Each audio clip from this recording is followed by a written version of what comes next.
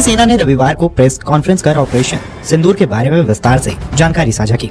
सेना की इस प्रेस ब्रीफिंग में director general of military operations यानी कि DGMO lieutenant general Rajiv Ghai, vice admiral an Pramod और एयर मार्शल अवधेश कुमार भारती शामिल हुए।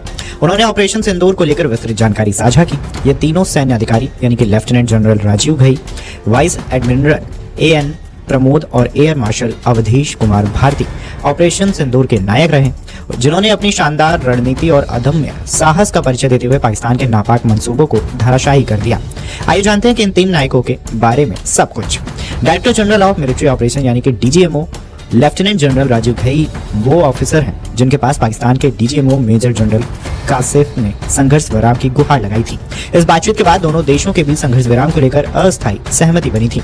लेफ्टिनेंट जनरल राजीव घई ने अक्टूबर 2024 को डीजीएमओ के पद पर ज्वाइन किया। इस महत्वपूर्ण पदभार को संभालने से पहले वो चिनार कॉर्प्स के जनरल ऑफिसर कमांडिंग जीसीओ के पद पर तैनात रहे।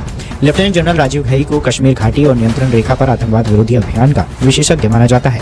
ऑपरेशन सिंदूर में इनकी अहम भूमिका रही है। वे NDA defence service staff college, Wellington और नेशनल डिफेंस कॉलेज के पूर्व छात्र हैं।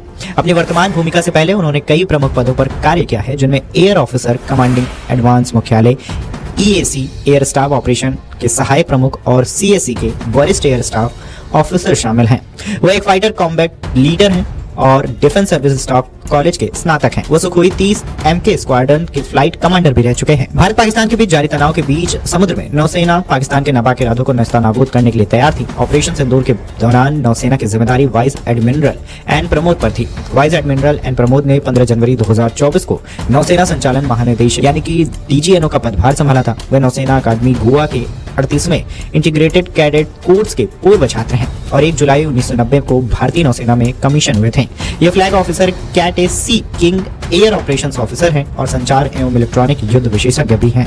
उनकी प्रमुख नियुक्तियों में पश्चिम बेड़े के फ्लीट ऑपरेशंस ऑफिसर INS अभय, शार्दुल और सतपुड़ा के कमांडिंग ऑफिसर, राजपूत के कार्यकारी अधिकारी, सुजाता के SSCO और कृपान के GO 2 शामिल हैं। उन्होंने पोर्ट ब्लेयर स्थित नौसेना वायु सैनिक अड्डे की भी कमान संभाली और DSSC वेलिंगटन में डायरेक्टिंग स्टाफ के रूप में भी कार्य किया है।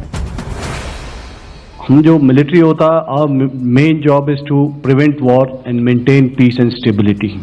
So it is not that our response is a graded response. That means अगर किसी ने किया तो उसको graded उसमें किया, जैसे terrorist action हुआ तो what we did is a terrorist action and we destroyed all the terrorist camps. उसके बाद आपने देखा कि उनने थोड़ा सा कोशिश किया तो हमारे एयरफोर्स एंड आर्मी ने क्या किया, तो मिलिट्री टारगेट्स हैं उनको उनके ऊपर थोड़ा। So our aim is to maintain peace and tell our adversary that you do this and the response will be bloody. दिया तो मैंने शुरू में ही कहा कि जैसे ही ऑपरेशन सिंदूर कॉन्सेप्चुअलाइज हुआ तो हमारा जो पीछे की कार्रवाई होती है, स्पेड वर्क और टारगेट्स को आइडेंटिफाई और एनालाइज करने की कार्रवाई शुरू हो गई थी। मैंने जब स्टेटमेंट दिया तो मैंने बताया कि बहुत सारे थे, हमने 21 दिखाए होंगे और भी हैं, लेकिन वो लिस्ट फिल्टर करते करते 21 तक पहुंची। अब क्या आगे एंगेज किए जाएंगे? अगर जरूरत पड़ेगी तो जरूर एंगेज किए जाएंगे, लेकिन मैंने बताया कि इस समय जो इंट एजेंसीज ने हमें बताया कि फलाने कैंप में प्रेजेंस है, हमने उनको एंगेज किया। कुछ नाम मैंने लिए, कुछ नाम अभी पुख्ता किए जा रहे हैं। मैंने आपको बताया कि जो इंट एजेंसीज ने अभी तक असेसमेंट किया है उसमें उन्होंने कहा है कि तकरीबन 100 से ज़्यादा मारे गए हैं। और एक आज आपने तस्वीर भी देखी कि काफ़ी प्रोमिनेंट जो फ्यूनरल था, काफ़ी प्रोमिनेंट एक जो हस्ती हैं वो ऑर्गेनाइज कर रहे थे और उस फ्यूनरल में और कौन कौन लोग अटेंड कर रहे थे वो तो आपने देखा ही। तो आप लोग सब समझदार हैं और मुझे ये कहने की ज़रूरत नहीं।